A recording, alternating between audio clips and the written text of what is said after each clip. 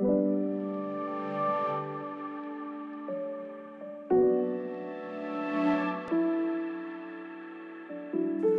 Alberdi Urrestarazu, Lasarte hori Auzubildaginako apaiza, eskerrik asko, gurera hurbiltzeagatik. Ez horregatik. Noguaren urterrenaren aitzakian Kafe Garaia izeneko atal hau abiarazi dugu, sarean eta paperean. Beraz, ezer baino lehen, non zenden zu duela 25 urte?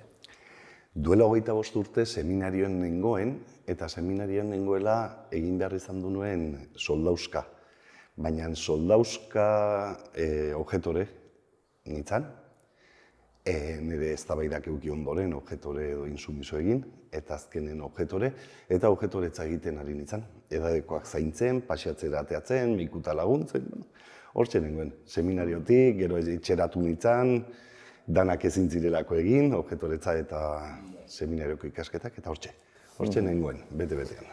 Bueno, orain, beste hori, Usurbilen agina naizea apaiz lanetan, nola heldu zinen Usurbilera eta zer nolako herria topatu zenuen?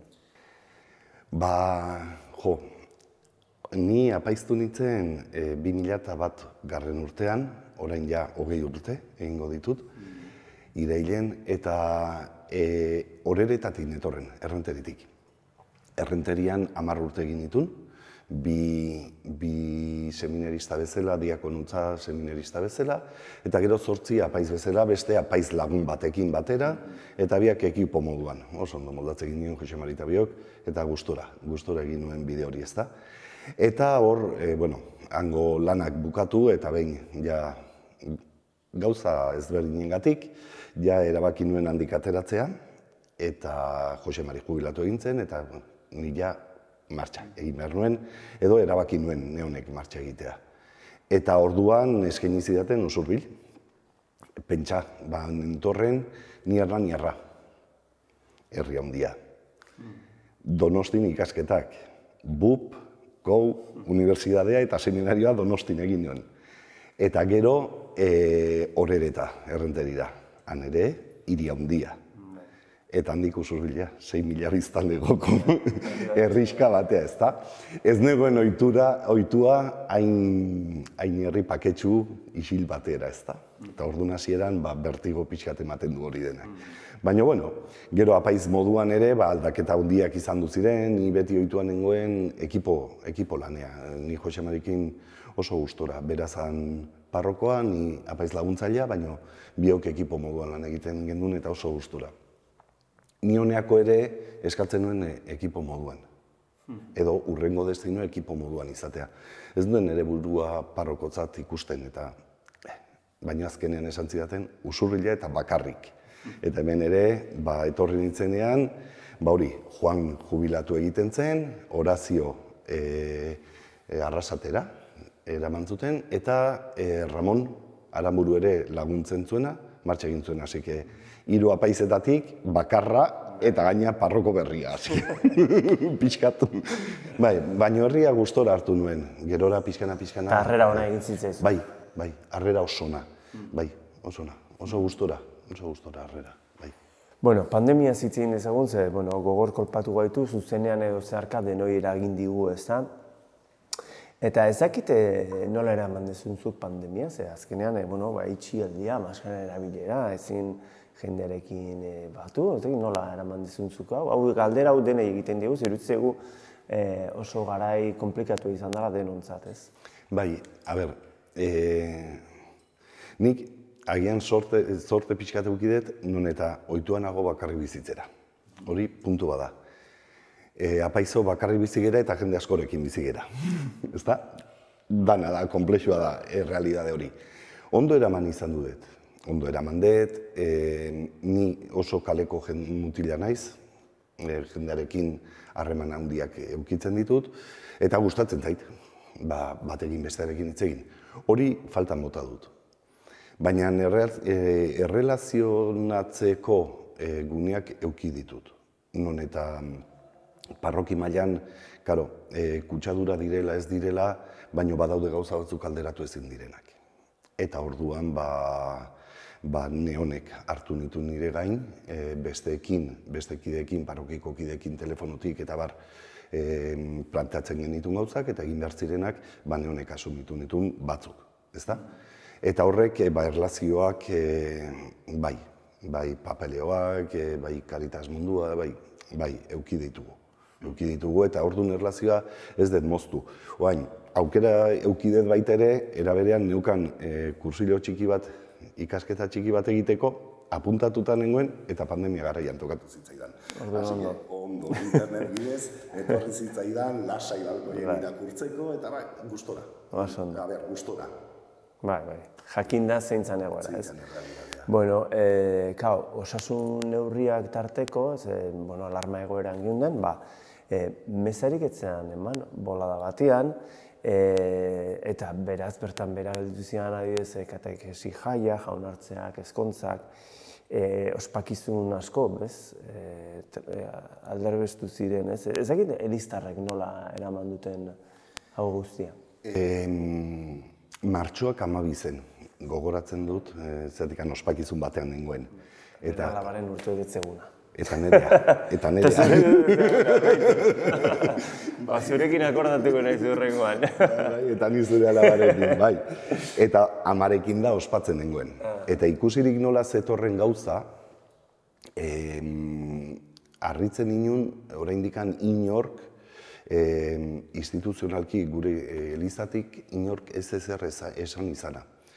Orduan hitz egin nuen Juan Luisekin, telefonoz, eta esan nioni, ezin diagola jarraitu, hau ja erabaki bat hartu beharra zeok, zeatikan hileta zetozek, eta kontu zibili behar gera, zeatikan hitz ematen malde bedazu, gero kendu, gero familiarentzat, eta dira une zailak, pertsonentzat, gainea, aztoratzen baldin baditugu egorearekin, gauzak garbi eduki behar ditugu eta erabakiak hartu behar ditugu. Eta orduan Juan Luisekin hitz egin nuen, eta biok erabaki genuen, eta ustet Gipuzkoa mailan lehenengoak izan ginena, parrokiako atean jarri genuen itxia abisu berrira arte. Bai Lasarte horian eta bai Usurbilda ginen. Itxi egin genuen, parrokiko jendearekin ere hitzen genuen, esanien, zein zen gure ikuspegia, bai Juan Luisena eta bai nerea, eta danak ados zeuden izteko, non eta badaude gauza garrantzitsuagoak. Eta fedea eraskotara bizi daiteke, kristau elkartea gera, elkartu egiten gera, baina badaude une batzuk osasun mundua dela eta bar, zaindu egin behar dira, bermatu egin behar dira. Eta orduan erabaki gendun, parrokiak iztea abisu berrira arte. Nik uste jendeari garbi hitz egiten zaionean, gardentasunez hitz egiten zaionean eta patxaraz, eta ondo esplikatzen direnean gauzak eta izkutatu gabe ezer, eta normaltasun batean hitz egiten dugunean jendeak ondo hartzen du. Eta egia esan, ez dut inungo arazorik euki, alde hortatik, kontrakoa, benetan jendea laguntzeko prest, eta ondoan setitu ditugu guztiak, eta bai, ez dugu arazorik izan. Alde hortatik jendeak zentzuz jokatu duela uste dut. Mugak ere bazeuden hileta elizkizunetan eta pandemian ere jende bat hilda, Usurbilen ere, pentsatzen dut, dolua kudeatzeko garaian ere oso bolada txarra izan dela, hileta elizkizunak oso mugatuak zeuden aforo aldetik, eta ez dakit hori pentsatzen dut, familiaren tokian oso zaila izango zela, hori dena ulertzen, ezin agurtu zure ingurukoa eta gertukoa ez. Nola eraman dezu zuek hemen? Hori gogorra da. Oso gogorra eta batez ere aurkitzen zeranean jendeak gorpu ere agurtu ezin izan duenean. Eta bere hildako ikusi ez duenean. Nik esaten dut niri gertutik gertatu zaidanean, eriotza bizi behar izan dudanean, gertutik nik garrantzi ematen diot une bati. Esaten detena nik deitzen diot klonk gunea. Hau da, panteoia edo nitxoa edo izten denean, edo errausketan agurtzen dezunean, hau da, zerraldua izten denean. Hor dago gune bat, zeratikan, ordura arte bai bizi dezu hildakoa, eta oraindik hor dago. Eta hori itxi egin behar da, ausentziaren edo faltaren dolua hasteko. Eta hori ez da gertatu askotan. Eta hori oso gogorra da, eta aurreko batean hizketan egon du nintzen baitere zea batekin, orain Eusko Jaurlaritzak jarri duen doluaren telefonoaren arduradunetako batekin, hizketan hitzeiteko aukera eduki nuen orain denbora bat, eta arek esaten zidan benetan gonbidatzen zutela jendea dolu hori itxi egin behar zan, une hori itxi egin behar zan. Guk aukera eduki dugu, herri txikia da, eta hilerria eta natioa handia da, distantzik zaindu zitezkeen, nahi izan duten guztiei agurra egin diegu. Nahi izan duten guztiei agurra egin diegu.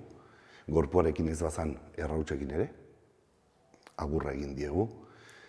Hori jendeak eskartzen zuen. Da, ixteko heriotza itxi eta dolua bizitzen hasteko aukera da, izan du da.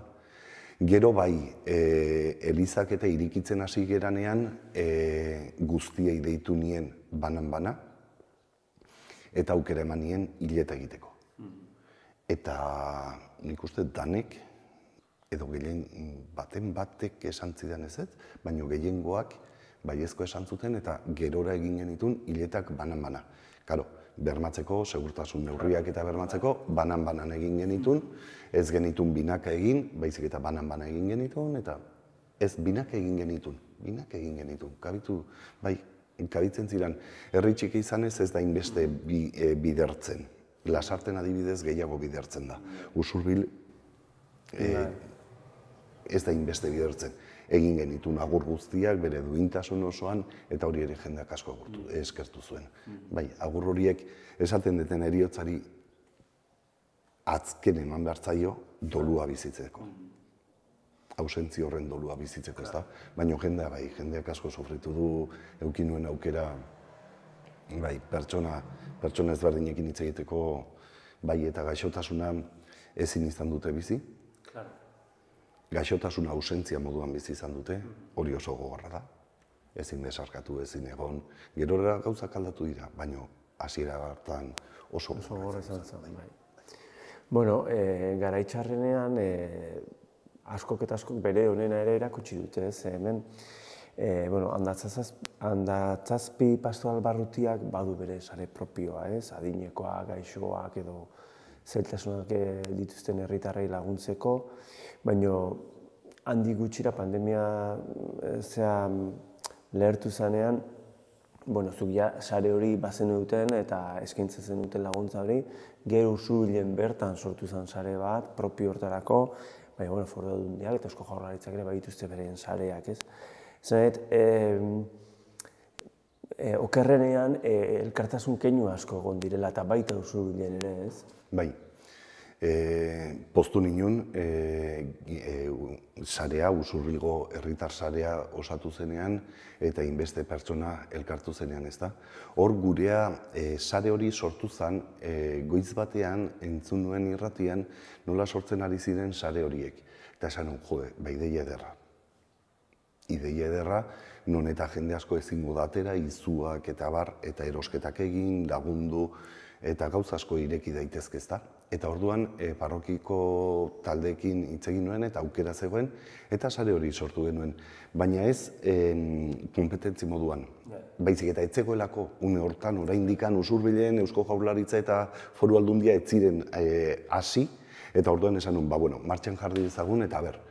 Eta hortik pixkatera udalak iriki zuen. Orduan gurea kendu genuen, eta udaleko hortan nik neronek izena eman nuen, udalekoan, izena eman nuen Foru Aldundikoan, eta bar, laguntzeko prest, eta mugitu behar banitzan Usurbildik ere, presto nengoela edo zer laguntza eskaintzeko.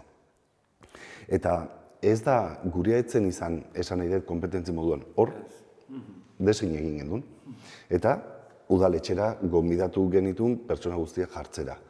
Gurea gehiago da gabeziak ikusi, bilatu, aurkitzen ditugunean ikusi erantzun dezakegun, edo bestela gizarteari eskatu, ez da? Gizarteari eskatu gure kompetentzia, gure izaten da gehiago bilatu eta ekin, ez da? Bueno, hor badezue gainera esperientzia zuek, ez, aurretik, baina, Karitasen bitartez, adibidez, hainbat familiak laguntza jasotzen dute astero, okerrez banago. Ez dakit pandemia honekin familia gehiagoren egoera okertu otedan, alegia, gero eta familia gehiago dira Karitasen laguntza hori jaso behar izaten dutenak, edo antzeko jarraitzen du? Usurbilen errealitatea, aldatu egin da baita ere, ez da? Non eta Usurbilen, Usurbiko parrokiko Karitasek atenditzen ditu 41 famili hilero. 41 famili. Bai janari kontutan, bai laguntza ekonomikoak, bai eraskotara, ez da? Usurbigo Karitasek 35.000 euro jartzen ditu, mai gainean urtean. Laguntza horietarako. Orduan, baina garrantzitsuena ez da diruarena. Baizik eta da, lehen esan dudan bezala, profeta mundu hori, ez da? Gabeziak ikusten baldin baditugu, benetan gizarte instituzioei esan behar diegu, aizue, gabezi hau dago. Hau atenditu behar dugu. Usurbilen adibidez, pandemian hor izan duzan elikadura bankuak itxizunean hor sortu zitzaigun zer egiten dugu. Jendeak, familia hori gelitu zian, hasiera baten aidean, zerbitzuri gabe. Orduan, zer egiten dugu, nola egin dezakegun, diru bide berri bat iriki beharko da, edo, eta azkenean udalak egin zuen aurrera, eta elikadura bermatu zuen udalak. Guk papeleo guztiak neonek egin ditu, sartu genituen udalea, ze famili ziren, hola, hor elkarlan polit bat egon duzan, eta hori adibidez udalak. Hau da, asumituzun, eta hau da, ikusten da behar hori, gabezi hori, gizartean. Gero, denboraldi baterako egin zuen, eta berriz ere, elikadura bankura, bueltatu gera. Baina, gure proiektua ez da gabezi horiek guk asumitu betirako, baizik eta da gizarteari esan nahizue, gabezi hau dago, nola erantzuten diogu. Badakit elkarlana behar dela, dana ezin dela erantzun, baina, Eusko Jaurlaritzak adibidez baitere irikizuen ezer laguntzarik ez dauketen guztiei diru laguntza bide bat irikizuen, ez da? Oaingo ekain arte luzatu duena. Karo, hori kudeatzen Karitas ibili da, papel horiek ere Karitastik egin dira. Orduan, egia da gizarteak lehen asumitzen ez zituen gabezi batzuk asumitu dituela, beste batzuk agertu dira, adibidez, ertean erori direnak, eta ertea iristen ez zitzaienak, karo, horiek laguntza dute, baina ez zaie iritsi laguntza. Orduan Karitasek asumitu du hori ere, Usurbilen 2 familiei asumitu diek erte hori. Badago errealidade bat hor, ez da? Baina gurea gehien bat profeta mundu hori da. Hau da, gizarteari esan nahizue, begira, utxune hau dago, eta beharra hau dago gizartean, atera. Gero beste gauza bat, hor, egia da, administrazioa legea dauzka. Eta batzutan legei lotzen gera, eta nik ustet hori ez dala ona beti. Ia inune, legeari lotzea. Lege irakurri eta mugitu egin behar da. Adibidez, pelea badaukagu adibidez, laguntza, kasu batzuetan, laguntza ematen da, baina justifikatu behar dezu lehenago gastua. Baina eske, gure kasuan 100 euro, 150, 200 euro, asumitzen ditugu. Baina eske hobek, ez daukate. Orduan ezin dute diru aurreratu. Gastu egiteko eta udalak esateko, gastu egin dezu nik ordaintzen dizut. Tori, dentista dela ez zuk egin eta gero ematen dizu dirua. Eske, ez daukat. Ez daukat. Betaurrekoak ez daukat. Batzeko. Esplikatzen naiz, orduan hor aurkitzen ditugu eta hor gabiltza baitere gabezi horiek elkarrizketan eta elkarrizketan gaude, eta beti elkarrizketa hori mantendu behar da, nik uste. Eta gero, beste gauza bat, administrazioak nik uste hori, eta ez dakit nola bermatu daiteken emozionalki. Badago jende asko emozionalki laguntza behar duena. Eta ez paternalismo moduan baizik eta entzuteko gunean. Orain gutxi topatu nintzen, kasu zehatz bat aurkitu dugu eta atze aurre ibili gera kasu horrekin adibidez, ezta? Eta bakarrik zegoen.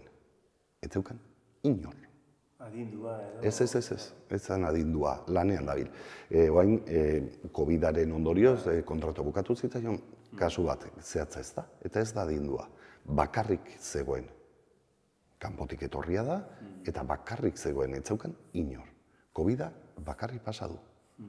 Karo, hori, telefono deiak, egon, entzun, hori administrazioa ez da konturatzen askotan.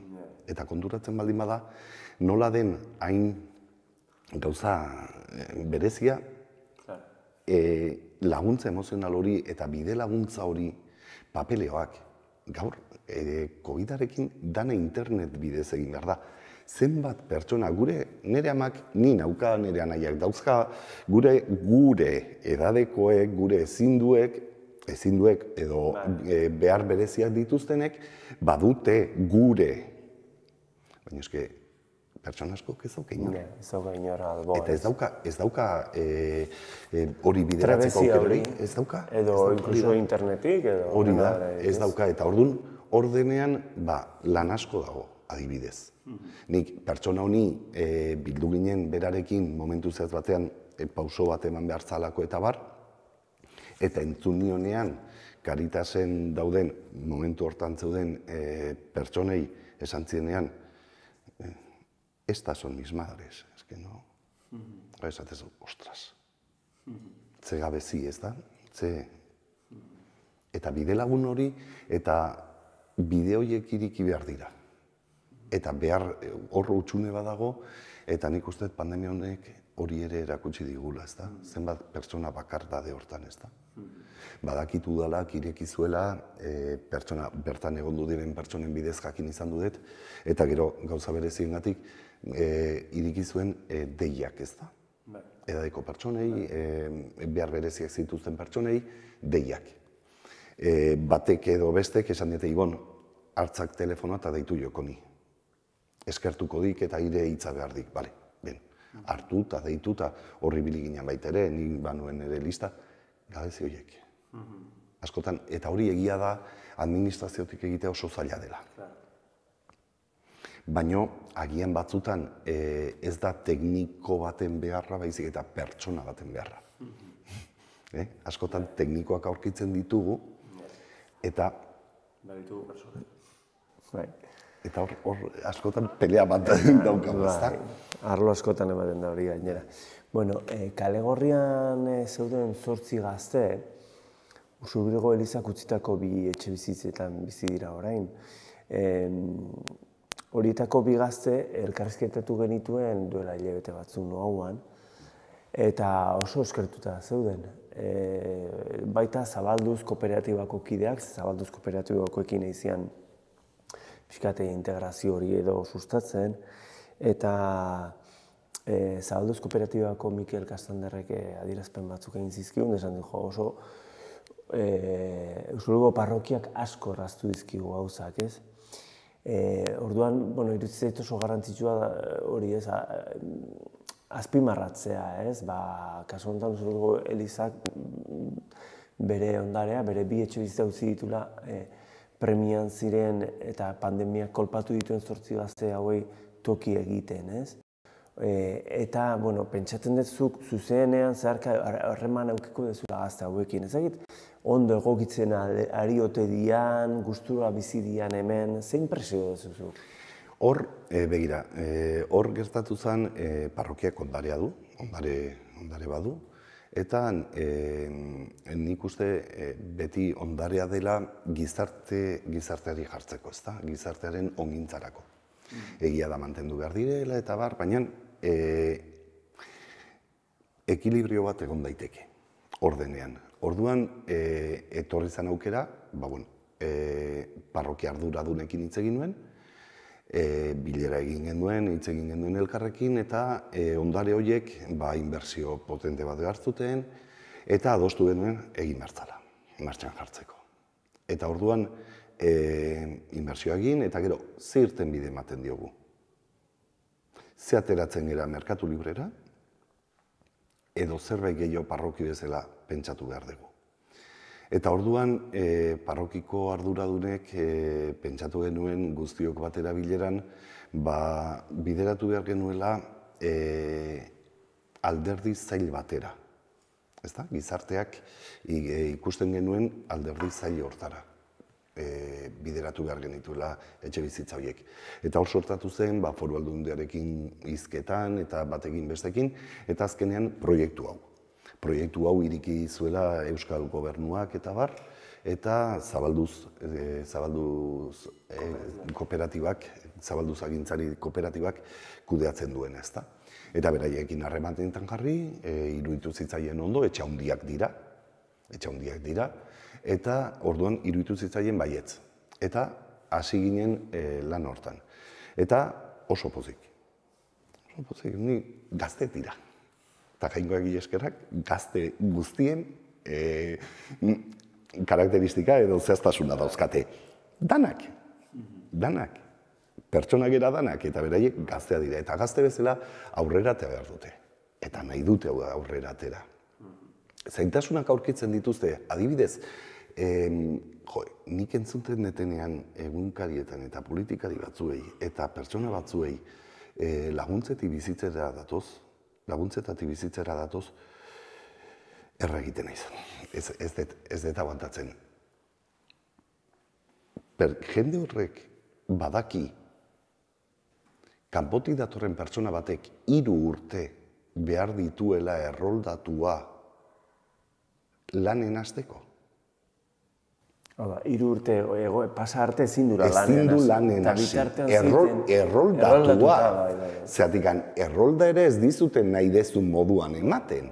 Eta askotan gela bat alokatzen dezu, 350 euro ordaintzen ari zera gela, eta ez dizute erroldatzen uzten, zeratik etxe hortan agian besteek laguntzak dauzkate.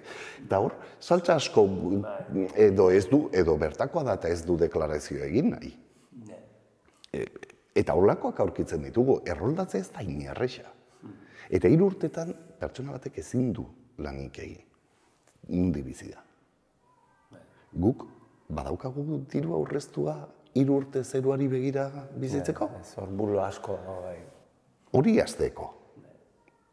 Gero, lehen esan deguna, legeena, gela bat ordaintzen da 350 euro. Diru laguntzak dira 125 gelako, gela batentzat. Eta beste 200 piko, nundik? Nundik ateratzen ditut, nun daude. Eta gogorazu, ezagun ezin dula lanik egin? Ez, eta jasotako diru laguntza, igual jasotzen du diru laguntza bat 350-koa, gela ordaintzeko ainakoa, baina ezin du gelarako erabili. Gelarako erabili behar ditu 125. Eta danok badakigu zer gertatzen den askotan. Jendeak beharrean dagoenean diru eskatzea oso gogorra da. Baina errexagoa da, bizilagun batek ikusten dunean beharrean dagoela, nire aurrari ez dio balio erropa honek eta igual zureari bai. Batzatik ez dakize janari ekarri deten, tori, baina eske diru hori ezin du erabili alokairurako. Eta beharrezkoa da, etxe bizitza bat. Adibidez, eta horri esaten izun lehen ere legeari lotua. Gazte hauek, suerte aukik dute, 3 urtetan ezingo dute lanik egin, baina ikasketetan daude, gazteak dira, beren bizitza daukate, indarrez, ondo. Lanerako eta integratzeko oso gogoz, sumatu genituen, gero gogoratu behar dugu gazte hauek, pateran, iritsi berria diala, ze fasea pasa duten, eta askok, azteko hizkuntza ez dute menderatzen, eta hor laguntza handia beharko dute. Iritsi zirenean gaina, etxe bizitza hauetan, zeuden oso egoera prekarioan Donostian, ze pandemiarekin kalean bizi ziren, kaletik etxeetara etorri ziren usurbilea, pandemia hortan ere ezin zen etxetik atera, orduan, ez dakit, laguntza hori pisuetara eta eramateko zuek ibiliko zineten, ez? Janariak eta... Beraiek ibili dira eta adibidez egondu dira momentun batean zalantza positibo zeukaten edo ez. Hor, normalen Zabalduzek ondo antolatua du, oso bidelagun oso ona dauzkate. Maria eta Mikel eta... Bai, bidelagun oso ona dauzkate eta asko, baino beti badakite prestakuntza, ogia eman, ez dakiz zer egunerokoa guk egiten genuen. Bereiek, ez, lasai, guk asteroko janaria erosiko diegu, baino beharra baldin badute abisatu, beti egonten da, elkarbizitza bat da. Guk oso gustora sumatu genituen eta oso eskertuta gazte hauek. A ber, pertsona gera, lehengoan, begira, lehengoan Twitter o Facebooken irakurri nuen anekdota oso polit bat. Ikasle batek Andereño o Maixu antropologoari galdetzen dio kultura bat noiz bihurtzen den zibilizatua. Eta erantzunak harritu ninen, espero dezu, tesis doktoral batean, esan zion, lehenengo femurra puskatua eta sendatua ikusten denean. Eta esplikazioa da. Animali batek hanka puskatzen badu, heriotza da bere ondorena.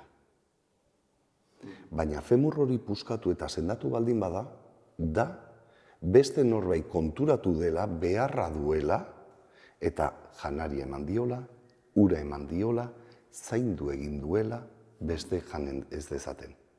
Orduan zibilizazioa hasten da, elkar laguntza hori hasten denean. Nei hori irakurri nuenean esan nun, puñetas. Esan dezakegu Mediterraneo ikusita, Marokotik gertatu zena, hoi denak ikusita esan dezakegu zibilizatuak gerala. Oinarri honetan failatzen ari gera, eta pertsona gera. Eta nik usteet gaur egun hankasartze handiak dauzkagula, sartzen geranean etorkina da, ez. Pertsona da, Marokokoa, Argeliakoa, eta etorkina, baina pertsona da. Eta oinarri hori ahaztu egiten dugu.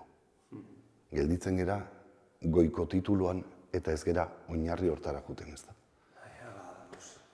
Eta nahi, gazte hauena, ilusioz eta guztoz, baina notizia danean ez dugu normalizatu. Notizia bada esan nahi du, ez dela normalizazioa. Bai, bueno, gaztez ari gara, eta hemen badago ziortza, gazte elkartea, Zubilen, Aparreko jari lotuta. Pixkat, honi lotuta dago, ez, gazteak askotan epaitzen ditugu oso errez, ez dira implikatzen, bere gauzetan bizi direla, pantailai lotuta, baina, bueno, ziortzen ikusten ditugu gazteak oso implikatuta, begirale lanetan adibidez, edo beste gazte batzuekin aldamenean, ez? Nola da hori? Azken urteetan ere jarraitzen du horretan, jendeak ematen du izena, ziortzaren egoera hori nolakoa da gaur egun? Ziortzaren egoera, biziri dago eta indartsu. Begiraleek, orain urtean zeharreko begiraleek, 20 bat izango dira. Orain kanpaldi hasten dugu, bihar. Gaur hortzeuden gauza prestatzen, furgoneta kargatzen, kanpaldira eramateko, Errioxara eramateko, eta batzuk gaur doaz eta beste batzuk bihar goaz. Eta adibidez muntai hortan 50 pertsona mugitzen dira. Guraso, laguntzaile, gazte, 50 pertsona errez esaten da. Hemendik Errioxaraino, 2 ordu tapikoko bidea, lan egin, batzuk gaur bertan lotan geldituko dira, bihar lanen jarraitzeko. Gero, urtean zer 80 gazte mugitzen dira. 60, mugikortasun hortan, ez da? Gazteak gune bat edukitzeko, hitz egiteko gazteekin, nik uste behar direla, gune horiek. Epaitzen ditugu? Bai. Baina nik askotan esaten den, ni ere gazte izan du naiz, Eta 57 urte dauzkat, ez dakit urrundan edo ez, baina gogoratzen naiz, Eta nik uste gure buruarekiko garbi jokatu beharko genukela. Aukerak eduki ditugu. Edo santuek izan gera. Edo aitak izan gera, edo apaiz izan du naiz nire bizitza guztian. Ez, nireak egin ditut eta egin behar nituen. Garaian garaikoa. Eta hauek, berdin, eta baino ez noa, oain kanpaldian begirale, laguntzaile, sukaldari 40 pertsona mugituko dira. Han geldituko dira gazteekin. 120 bat gazte doaz. 30, 35, zeratikan aurten lautan da egin behar izan du dira, zeratikan kanpinak, aforoak eta hori denak, ez da? Beraz, ziurtzaren zer egin ez bakarrik kanpaldia, bizik eta urte osoan zehar funtzionatzen duen gazte talde bat. Bai. Eta gazte talde hori, bai, ni beti esaten dut, batzuk esaten, kristau baloreak, kontuz, danak bere garaia du, ez da? Eta gizatasuna erakusten denean, edo gizatasun bide bat erakusten denean, hor danok egin behar dugu bultza. Bultzatu behar dugu, indartu behar dugu. Gaur egun gizarte honek gizatasun hitz bat nik uste behar duela. Eta hori landu behar da. Eta elkartasun, elkarlana, bai, behar dela. Osondo, azkeneko galderara iritsia, Noguaren urte hurrenean abiarazi dugu kafe garai hau eta aprobetxatu nahi du, Noguaz galdetzeko eta jendeak abertze iritsi du. Orduan, Euskararen normalizazioan eragiteko sortu zen Nogua kultura elkartea eta edabide gehitza paperean gaude, sarean gaude, eta elkarte bezala kultura arloan eta aisialdian ere gerota gehiago. Bistan da lan asko dagoela egiteko oraindik, baina zure talaiatik edo zure perspektibatik begiratuta zer du faltan Noguak, zer du soberan, nola ikusten duzu Noguak egiten duen lana? Nik faltan botatzen dut gaurko gizarteko garrasien oihartzuna egitea. Nik uste gure gizartean badaudela gabezi batzuk, eta oso urruti jun gabe, nik uste badaudela gabezi batzuk isilka. Jende askok isilka bizi duena eta hor daudenak, eta garrasiak direnak ez da. Gaur egun nahi atentzioa deitzen dit adibidez, gauza hon asko daude eta hori ateratzen dezute eta ikusten da, eta ikusten ditugu, baina agian aspalditik oso isilka, 27 urte dauzkat erranikoa naiz, tokatu zait pixkat menpekotasunen. Eta gaur agian uste hori isilegi dagoela, adibidez. Gaztedi asko sufritzen ari dela hori.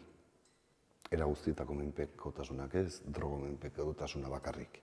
Menpekotasuna bere alderdi guztietan. Nik hori gonbidatuko nuke agian garrasi horien eta ez menpekotasunena bakarrik, baizik eta gaur egun ikusten ditugun gabezi horiek, pixkat. Badakit ez dela erreixa, ez da azalerazi, ez da erreixa. Badakit, instituzio guztiak instituzioei etzaile gustatzen, baina inungo instituziori, ez bizari, ez gizarte, instituzioi etzaile gustatzen aldarrika horiek. Beldurrez ibiltzen gera askotan, nola hitzein, nola neurtu hitzak, baina bain ikustet oihartzun bat behar dela. Gabezi horiek esan dizuten ez da gaztena, badago errealitate bat etxe bizitzarena. Gazteek, zenbat gazte izateagatik ez diete etxe bizitza bat alokatzen diru egukiarren. Hor, badaude gabezi batzuk, agian aldarrika behar ditugunak edo azalerazi behar ditugunak. Gauza hon asko dago, gizartean. Ez dut esan nahi hau dela errealidade bakarra. Gauza hon asko dago, baina bai askotan agian azaleratu behar dira beste. Menpekotasunez ari zela hor badago azken boladan indar handi hartu duna jokoarena, ez dakite hortaz ere ari zinen edo? Bai, jokoarena. Nahi tokatu zaite bide lagun egitea gauza zehatz batzuetan. Eta oso larria da. Nik uste larria dela. Errealidade gogorra dela. Menpekotasun batzu daude, jokoarena, gauza asko. Drogo menpekotasuna ere. Badirudi eske nahi beldur ematen dit, drogo menpekotasuna, eta berriro diote, danok izan gera gazte, baina kontuz. Ez da, gauza batzuk, ostras. Beldur ematen didate.